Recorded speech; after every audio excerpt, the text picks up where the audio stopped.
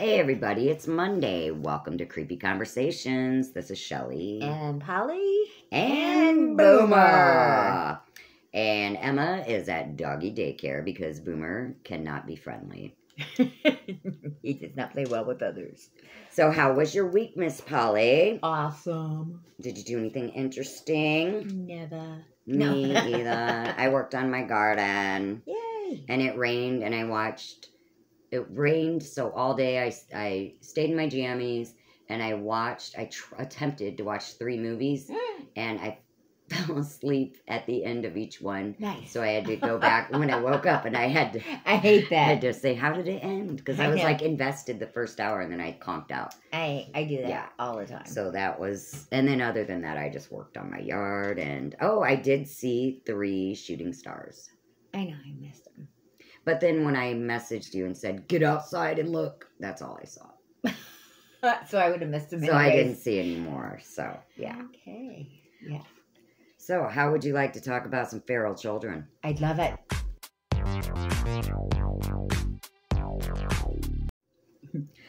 All right. It's time to talk about some feral kids. Into the doggy.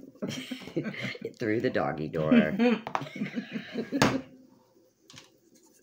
We will burn them out. Okay. And now we're burning in hell. And now we're burning. I'm gonna put flames. Picture of us with burning flames. in hell. Yes.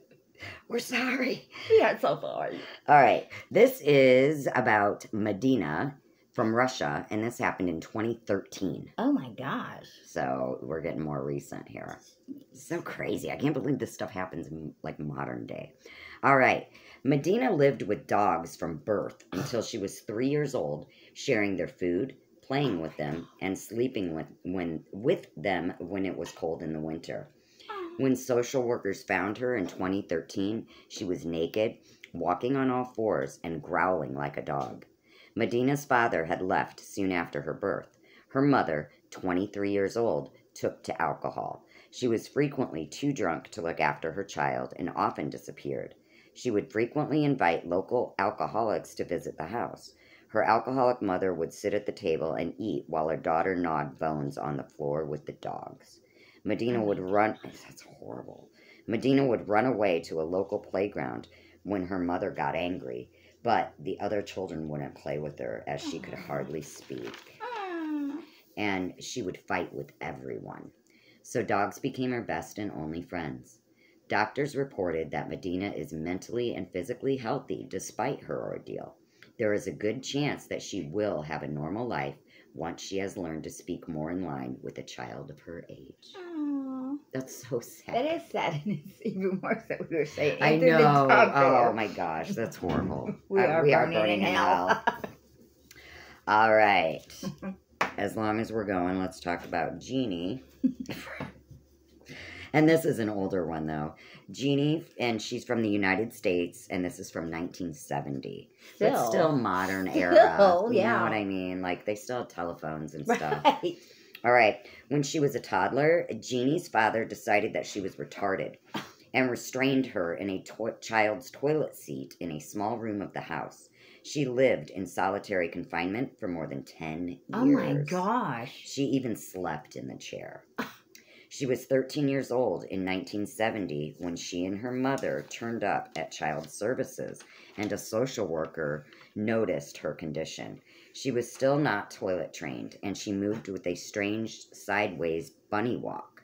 She couldn't speak, and she couldn't make any sound, and she constantly spat and clawed herself. For years, she became a research subject. She gradually learned to speak a few words, but couldn't arrange them grammatically. She also began to read simple texts and developed a limited form of social behavior.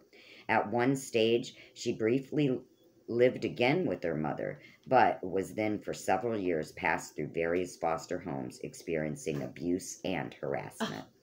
She returned to a children's hospital where it was found that she had regressed to silence. Funding for Jeannie's treatment and research was stopped in 1974, and it wasn't known what happened to her until a private investigator located her in a private facility for mentally underdeveloped adults. Wow. That's so sad. How was she not potty trained? She was like She just sat in chained that chair. to a potty chair. So she wasn't just it? peed her pants. I mean, Oh, they had clothes on her and they just chained put her in on that the chair. so she didn't know how to use the toilet, talk, socialize, Wasn't she on a potty chair? Yeah, but With her clothes on. But even if she was naked, she still wouldn't understand that To just go there. because that's her life. Yeah. You know what I mean? So like, you know what I mean? Yeah. It's so sad. And what What really happened makes to these people? that's what I want to know. I ever find her dad? They didn't say whatever happened to the parents. And what makes me crazy is that for a time they let her go back with her mother. I know. What? Who? Why? Yeah. Why are the parents in jail? And I just don't understand these. I guess I'm glad I don't understand, but a lot of these stories are because their parents were alcoholics. Yeah. I've known lots of alcoholics in my life. I was one, and I've never. Yeah, you would never have done that to Ben. Like, oh, I forgot, I got a baby. Yeah. Like, what? What? Yeah. I don't get it. I think that they just didn't want to deal with their kids, quite honestly. But, you know, who knows? Right. And that's just scary. It's scary. Yeah, that kills me. Okay, you can have a kid and do that to your child. And then I'll give them back to you. Yeah. Give it back to you for a while. I think that should be your mother card is revoked. You're done, ma'am. Like, no. And tie those tubes. Yeah, we talked about that before. I don't understand that. Just tie the damn tubes. She obviously doesn't want to be a mother of any way, you know. I mean, if it's okay to mutilate a child, why isn't it okay to tie those tubes who clearly doesn't want to be a parent? Yeah. And think about this poor little girl's life now. Yeah. It's over. I mean, you're telling somebody... over before it began. Yeah. Because of this mother, and so-called mother. The Roe versus Wade thing is whatever, then why can't you say tie the tubes? Yeah.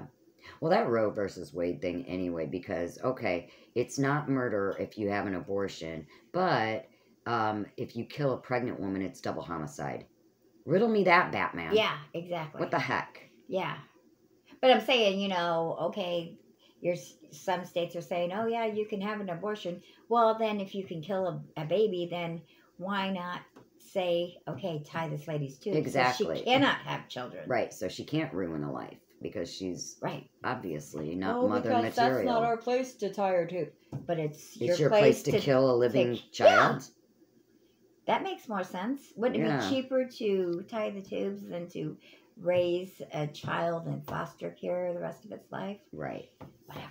Yeah. And all the research and all the money and I don't know. All right. Do you want to talk about something going on in South Korea that I thought you might be interested in? Do I need to be offended? No, you're not. You might think it's cool. Yeah, you're not going to be offended. I'm joking. Try to offend us. We will offend you 10 times as hard.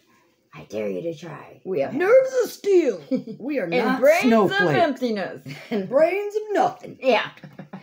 We are not snowflakes, and we do not bend easily. We have the fur of a duck.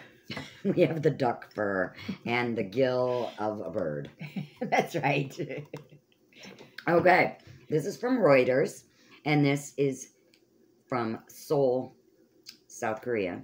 Your hometown. And this was June 28th. I just find this so interesting. Okay. And I didn't know if you would know this or not. Okay. We all know each other. Yeah, I know, because you're all friends, right? Exactly. That's right. Now we're getting offensive. No. Okay. South Koreans became a year or two younger on Wednesday. What?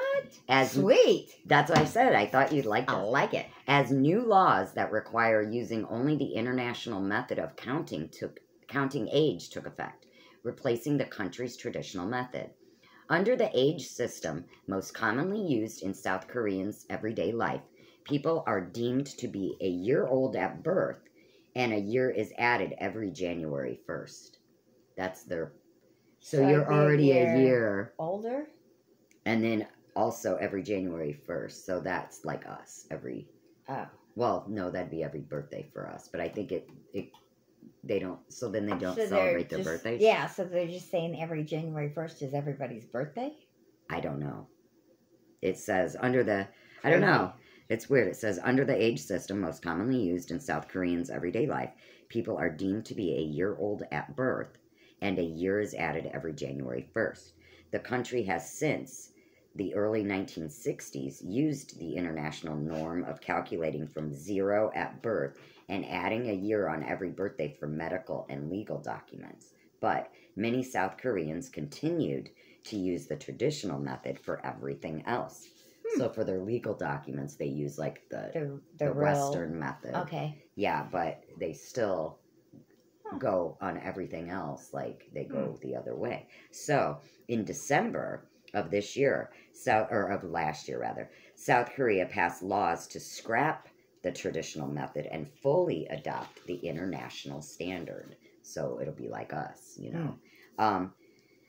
Quote, we expect legal disputes, complaints, and social confusion that have been caused over how to calculate ages will be greatly reduced. Minister of Government Legislation Lee Won-kyu told a briefing on Monday. According to a government survey conducted in September 2022, 86% of South Koreans said that they would use the international age in their everyday life when the new laws took effect. So, according to the old laws, you would be older. You would already be a year when you were born. And then you wouldn't have a birthday, and everybody just turns a year when the new year. How boring. I don't like that. That's stupid. You gotta have a birthday. That's your day. Shoot, people now have birth months. I don't know what that came about. It's my birth week. It's my birth month. Like, what? First it was like my birthday weekend. Then it became my birth week. And now it's my birth month. So, like, we're celebrating all month. Well, my ex-husband did that, but he was a bit of a... He was a kook.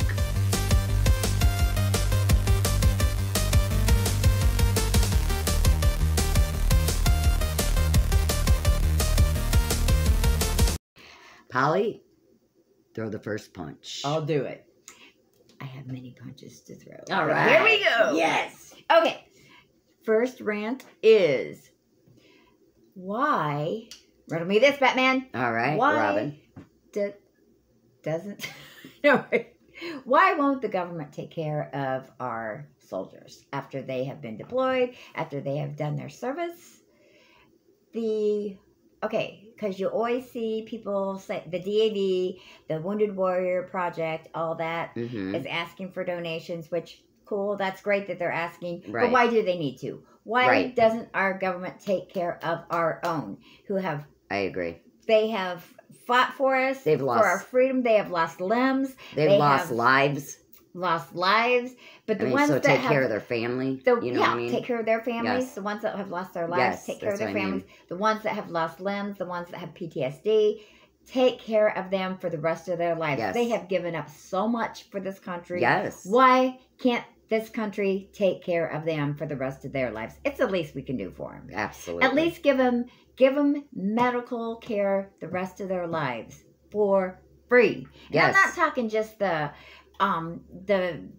what is it, the Veterans Hospital? No. Yeah, that's wonderful. But yeah, they can regular go there. That's doctor, great. Like, but yes. Also, you know, or give better, or not better, because I've never been to a vet's hospital. Yeah.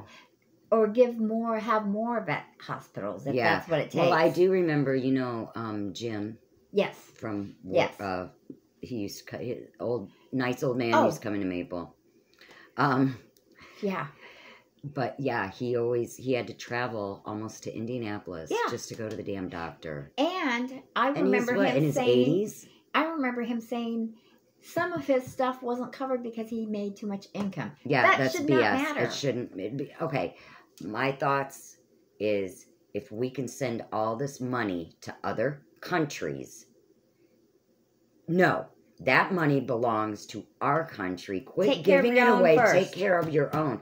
Take care of... Do you want us to have people that don't want... No wonder nobody wants to go in the military anymore. Yeah. Do you know what I mean? Honestly, the what do you call it? Sign-up rate or whatever. Not recruiting, but whatever, you know, when they... Enlistment. Enlistment rate has gone down. nobody wants to do it anymore. Yeah. Because why? We're giving our life, our limbs, our everything. Yes. Missing out on our children growing up, missing out on time with our spouse. You know, we are doing this to save our country. Right. And then they come back to what? They come back to losing their house, losing their car, losing PTSD, their families, not having any money for counseling. Some of them lose their families. I know. And they're homeless, and it's ridiculous. Or some of them will serve a few tours in combat, come back, and something stupid will happen to them. They'll get killed over here for no reason. Yeah. But that's another rant. That's something different. But my point is, why can't the government take care of the people that took care of them? I think they went out and did your slap in the face. It totally is a slap in the face. Slap in the face. I mean, at the very least. Yeah, it's because a slap in the face. They did your bidding. Really a blow. They did your bidding for you. Yes. And now you're going to turn your back on them when they need your help. And they're laying in the road. They have nowhere to go. They have no shelter. And they put their lives on the line for you and your cause. And now they come back and you're going to turn your back on them. Because just like the government, they use people, suck them dry, and spit them out. Mm-hmm. That's exactly. And then say, hey, America, why don't you guys give and help these people out? Which is wonderful if you can, but everybody has their hand out, and you can't save the world. No. But the government can take care of their own. Absolutely. And I'm telling you, as much money as we give away, instead of spending it at home the way we should on our citizens, they are public servants. They're living in mansions, this and that, paid for by our taxes. Mm-hmm. They work for us. Why don't we all just protest? I mean, just say no. I don't know. I don't know. I don't know what to do. We all need to say, stop it. You know what I mean? Care of you. We need to say, okay, you need to not make that much in your salary because it's ridiculous. You are a public servant. You work for us, okay? So that means the veterans have worked for you to defend your country. Now give back. Yeah. What they deserve. Yep. And then some. Yes. Because without them, you wouldn't be where you are. Exactly. Yeah. So that's rant number 1. Yeah. Are you ready for rant number 2? Bring it. I'll do it. All right. Okay. Rant number 2 is this. And I found this out a while ago. That ticks me off. What? Social Security. You worked your whole life paying into Social Security. Mm-hmm. Once you retire, you have to pay for it. Like you pay for Social Security. What do you mean? It's not free. What do you mean? I don't understand it. I'm not a grown-up. I don't know how all this stuff works. Quite honestly. Like, I don't. Your Medicare is not free. You pay for it. Out of Social Security? Or how do you do that? Out of Social Security, I think. It's not free. Medicare is not free to you. You pay into it your whole life. It's not free. You pay for it. Well, that's like wrong. Insurance. Correct. Because you've worked your whole life. You pay into it. You're retired now. You can't work anymore. Right. Yeah, my mom has to pay for her doctor. You have to pay for Medicare. That's not right. But that's backwards. Really, that's backwards. And I don't get me wrong. When you're down and out and you need it, I understand Medicaid. I get it. Mm-hmm. And that's why it's there. Mm-hmm. But I don't understand why people get to live off of it longer than they need it. Do you know what I'm saying? Yeah, I do. And that's free, and that's never paid back. Right. My son is on Medicaid. He gets his counseling and everything, but he does need it for his whole life. You know what I mean? But that's different. Yeah. He's needing it. Right. You're talking about just these people I'm talking about people that stay on it longer than they need to stay on it. Gotcha.